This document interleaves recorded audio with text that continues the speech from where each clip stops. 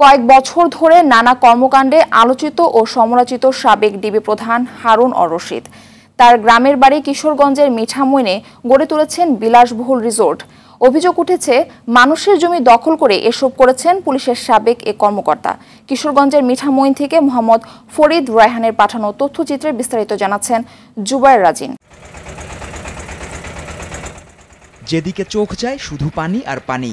হাওরের বুকে মনোরম কটেজ। এটি দেশের আলোচিত সমালোচিত সাবেক ডিবি প্রধান হারুন অর রশিদের বিলাসবহুল প্রমোদ ভবন, নাম প্রেসিডেন্ট রিসোর্ট। মিঠামইন উপজেলার দুর্গম হাওরের হোসেনপুর গ্রামে ৩০ একর জমিতে গড়ে তোলা হয়েছে রিসোর্টটি। ১০টি কটেজে ৪০টি কক্ষ, সুইমিং পুল, শিশু পার্ক, পার্টি সেন্টার, রেস্তোরাঁ, হেলিপ্যাড এবং ওয়াচ টাওয়ার সহ সবই আছে এখানে। মৌসুম ভেদে প্রতিটি কটেজের ভাড়া ২৬,০০০ টাকা থেকে শুরু। দেশের পট পরিবর্তনের পর থেকেই শুনশন নীরবতা দেখা যায় প্রেসিডেন্ট রিসোর্টে। নেই পর্যটকদের আনাগোনা, বন্ধ রয়েছে রিসোর্টের বুকিং। এতে চাকরি হারানো ও বেতন পাওয়া নিয়ে শঙ্কা ২২ কর্মকর্তা কর্মচারীর। এখন দেশের সার্বিক অবস্থার কারণে ১.৫ মাস যাবত আমাদের রিসোর্টে কোনো পর্যটক নাই। আর পর্যটক না থাকার কারণে আমাদের যে এখানে যারা কর্মস্থল হিসেবে আছে তাদের সমস্যা হইতেছে। যেমন এই কর্মস্থলে যদি কোনো পর্যটক না আসে তাহলে আমাদের নতুন কর্মস্থল দেখতে হবে। আর আমরা সরকারের কাছে আশাবাদী যে এটা যাতে আগে যেরকমভাবে দমদমভাবে চলাচল এরকমভাবে চলাফেরা হোক, এছাড়া আমি আশাবাদী। স্থানীয়দের অভিযোগ, ডিবি হারুন ও তার পরিবার বহু মানুষের জমি জবরদখল করেছেন। এসব নিয়ে এতদিন ভয়ে মুখ খুলতে পারেননি তারা। ওটা আমার বাবার পৈতৃক সম্পত্তি ছিল।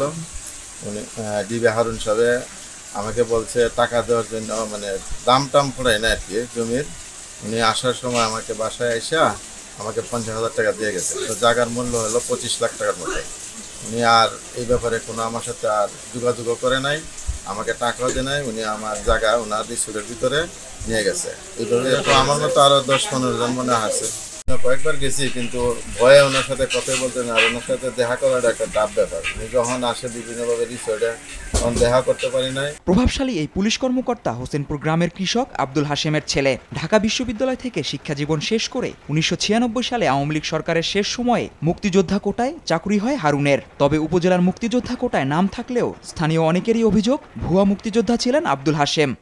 ওই সারদার থেকে যে বিশেষ দিয়ে মানে এএসপিতে নিয়োগ পাইছিল, তার ট্রেনিং পিরিয়ডে তখন ২১ জন না ২৩ জনকে বাদ দেওয়া দিছিল। তার ধারণা ছিল যে হয়তো মুক্তিযোদ্ধা, যে ভুয়া মুক্তিযোদ্ধা, এই কারণে তার হয়তো আউট হয়েছে।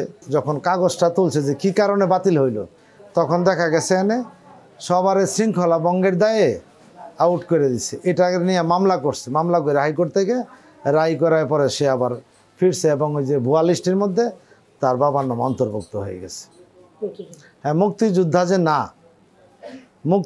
যে না এটা ১০০% সত্য। সুষ্ঠু তদন্তের মাধ্যমে অভিযুক্তদের বিচার দাবি করেছেন স্থানীয় বাসিন্দারা। জুবায়ের রাজিন, RTV।